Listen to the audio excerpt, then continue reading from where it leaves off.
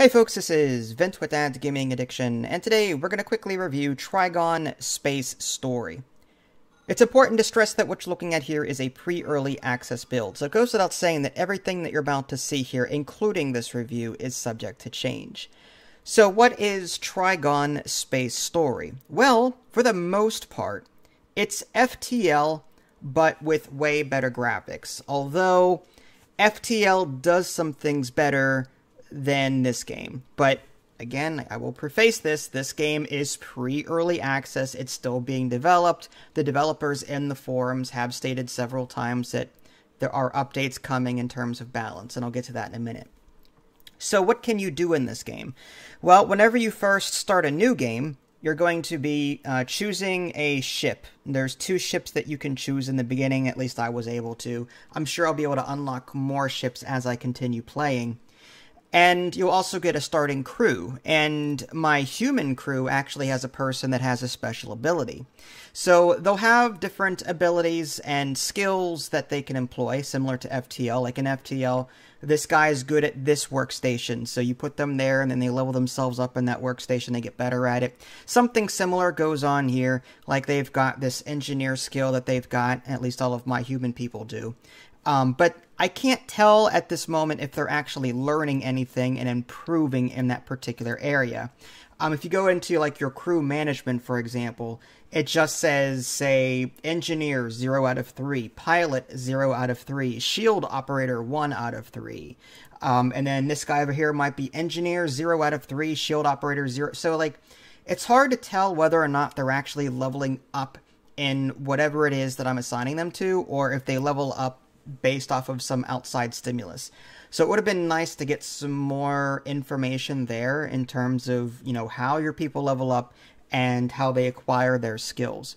Like in FTL, there's also a ship management screen, there's a reactor, and there's power that you'll be able to purchase via scrap that you'll be collecting. Again, similar to FTL.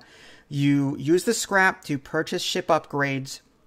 First, you buy the power for your reactor, then you buy the upgrade to the system, and then you assign the extra power that you just bought to that system to fuel it even more. So, for example, you've got this shield system, and it starts off at like level 2, or I think it was level 2, at least the human ship anyway. And then you can upgrade that with scrap, but it's just not enough to upgrade it. You also have to assign extra power to it in order to support it at the higher level, and that's, again, why you need to buy energy at the reactor. So there's that. You also have a cargo hold like in FTL. You'll be picking up things along the way.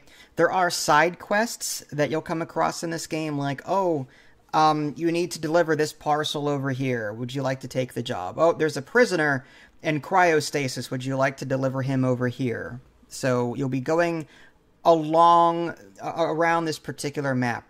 Unlike FTL, FTL sort of has this chase mechanic where you're always going from left to right. It's like a roguelike that way, where you pick a location, you go to it. You can backtrack, but typically you're not able to because the enemy fleet is right on your heels, and if you do fight the enemy fleet, you're pretty much toast. This game doesn't have that. Rather, it lets you move around as you see fit.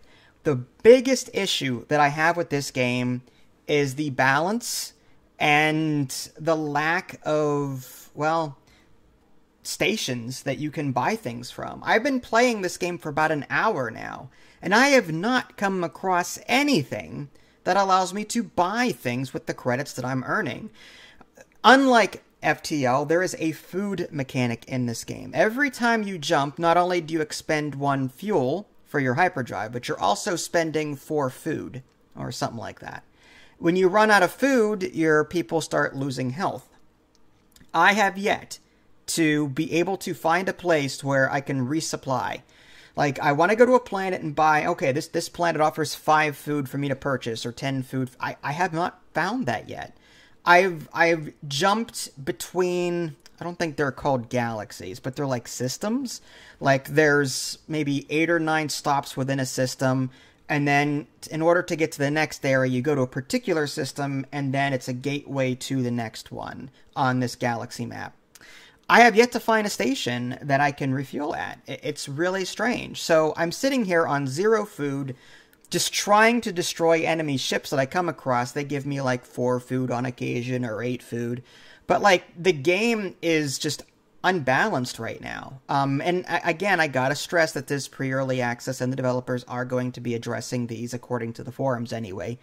So I don't want to harp on the game too hard. It's just I am not fully enjoying my experience because of the unbalanced state of the game right now. That being said, I have a lot of high hopes for this game. I mean, I like FTL. It was one of the first games that I reviewed officially on my official website before I had a YouTube channel. And I absolutely adored it. FTL has come such a long way. It came out with this advanced edition where it even added more content. This game, again, is more on the basic side of things, but it does a lot of things that FTL does, just not as well right now. The only thing that this game really is superior on is the graphics department, but everything else, FTL kind of has a leg up over this for the time being. But I'm hoping that over the course of development, this game can catch up to FTL and even exceed it. But for those of you that have played FTL before, don't worry, you'll jump into this without any sort of trouble. You'll be able to move around. You can draw selection boxes, move crew members around your ship. You can assign them to stations so that there's a bonus to that station. Assigning them to the shields, for example. Assigning someone there, minus 10% shield recharge time and increase to recharge speed. Oh, hyperdrive, assigning someone there, plus 5% to evasion. On the bridge, also increases evasion. Assigning someone to sensors gives the operator plus 1 level of sensors, and you can get more information about the ship that way. There's a med bay where you can send people to heal. You can open and close doors to put out fires that might be hitting your ship. You can install new weapons and new modules to your ship.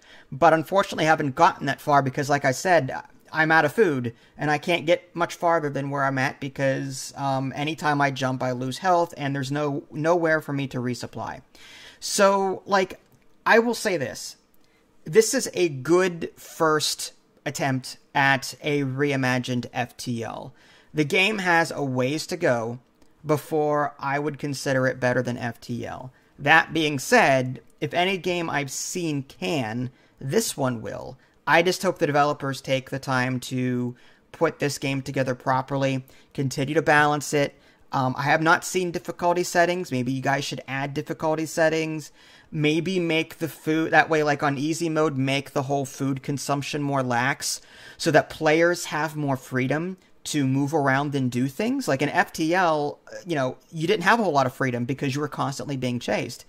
Give me a more open world experience. Let me jump from system to system freely and improve my ship over time and grind out things. Make it more like an RPG rather than a chase mechanic like FTL has.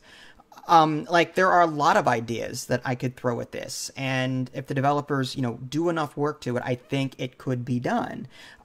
So this is a good first attempt, I will say that, and I am hopeful. I want to continue playing this despite the game's unbalanced nature right now. I will say, though, that the game is Englishy out the wazoo. I have trouble reading the dialogue because I don't understand what the heck it is they're trying to say. Like, I have a basic idea, but it's like Google Translator actually does a better job at translating into English than this game. I mean, clearly English is not the developer's native language in this. So just be prepared for some really bad dialogue.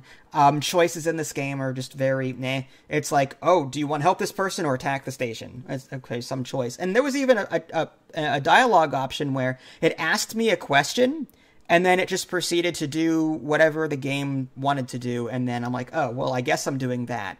Like, it asked me a question, what would you like to do? I'm paraphrasing. And then it says, you earned blah, blah, blah. I'm like, well, where's my choice?